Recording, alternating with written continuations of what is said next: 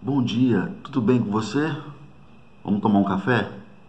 Bom, tomando o meu café e fazendo a minha devocional aqui, eu estava meditando na palavra de Deus em Isaías capítulo 42 e fala de uma coisa muito interessante. É uma referência clara a Jesus Cristo.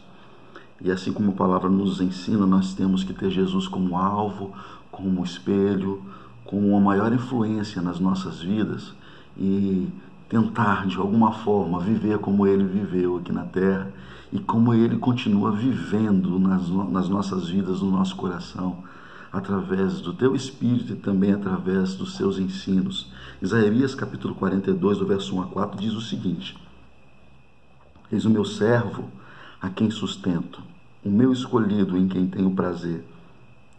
Porém nele o meu espírito e ele trará justiça às nações. Não gritará nem clamará, nem erguerá a voz nas ruas.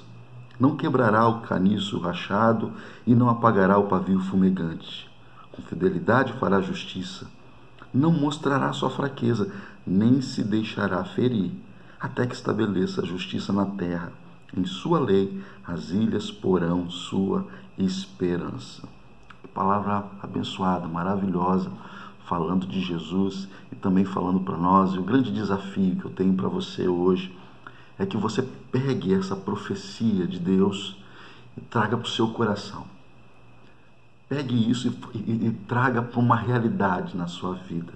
E a gente vai esmiuçar esse texto aqui, é muito interessante. Ele começa falando o seguinte: eis o meu servo a quem sustento.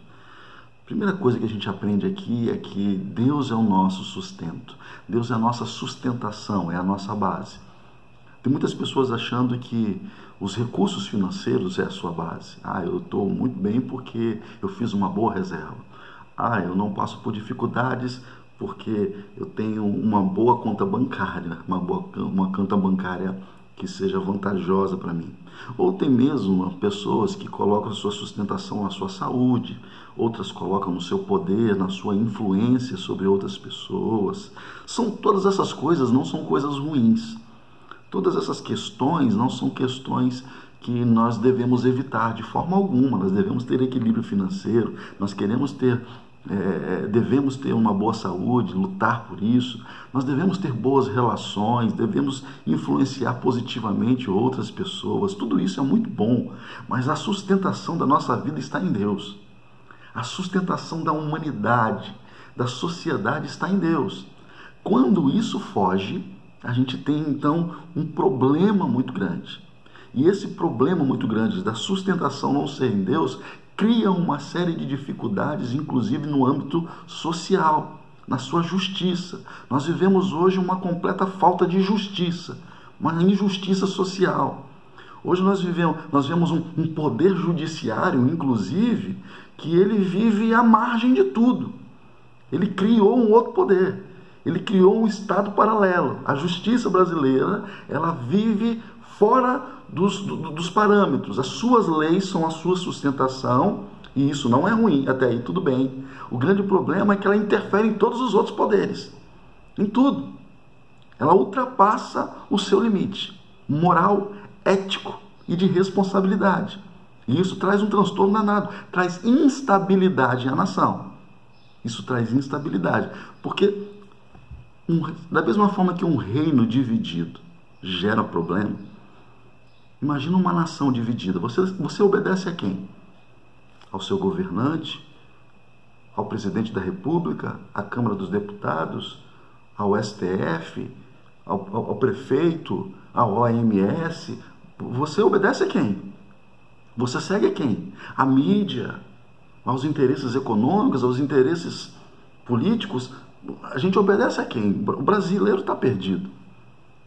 E justamente porque Deus não é a sustentação disso. Deus não é a sustentação. Deus deixou de ser a sustentação do povo brasileiro. E aí a gente vive um problema sério, um problema social.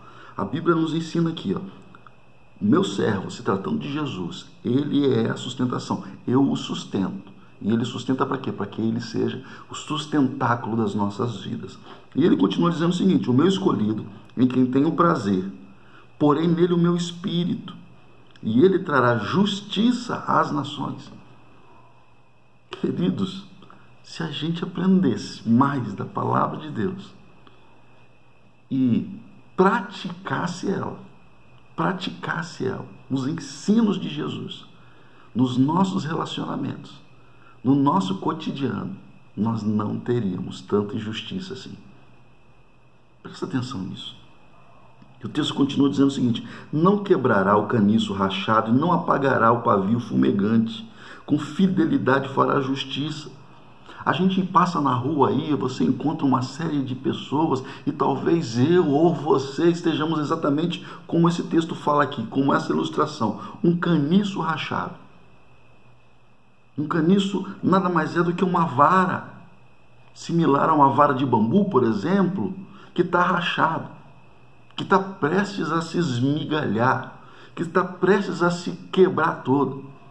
Ela já não tem mais a mesma força, ela já não tem mais a mesma vitalidade, ela já não tem mais a mesma envergadura.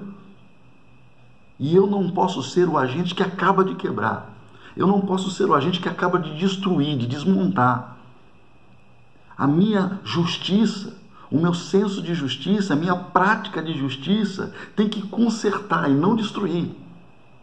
E quando um governo está preocupado em quebrar, quando uma força, independentemente dela ser política, social, religiosa que seja também, porque nenhuma religião pode oprimir, nenhuma religião pode quebrar você, nenhuma religião pode destruir, podar você, nenhum relacionamento pode esmigalhar você, você não pode ser refém de uma outra pessoa. Quando isso acontece, você está fazendo o contrário do que a palavra de Deus nos ensina, e nem apagará o pavio fumegante. Você já pegou aquela vela? Acontece muito com vela de aniversário de criança.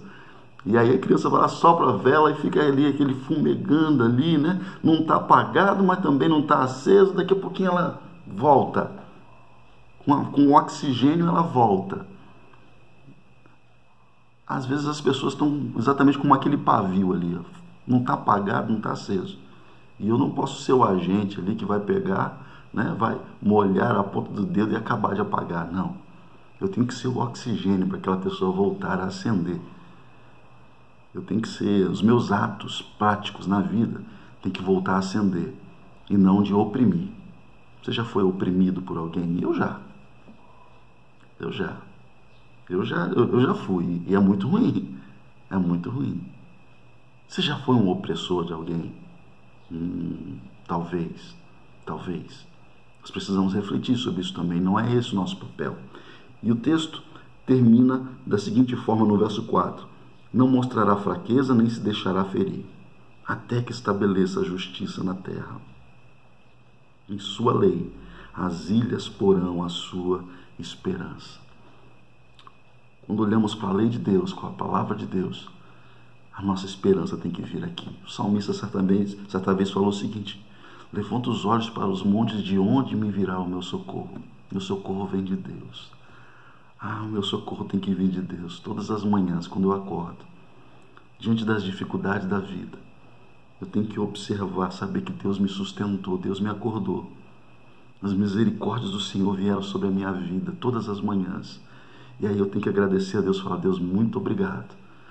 O Senhor me dá mais uma nova oportunidade de ser alguém que conserta, um restaurador na vida de outras pessoas, de ser alguém que acende pavios fumegantes, de ser alguém que ajuda, que aglutina pessoas para poder colocá-las para cima, e não ser um opressor, e não ser alguém que desestabiliza, e não ser uma força extra, e não ser alguém que oprime com palavras, emocionalmente, ou até mesmo com ações.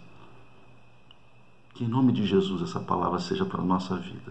Seja um restaurador de emoções, seja um restaurador de vidas, porque é assim que Jesus se mostra nas nossas vidas todos os dias.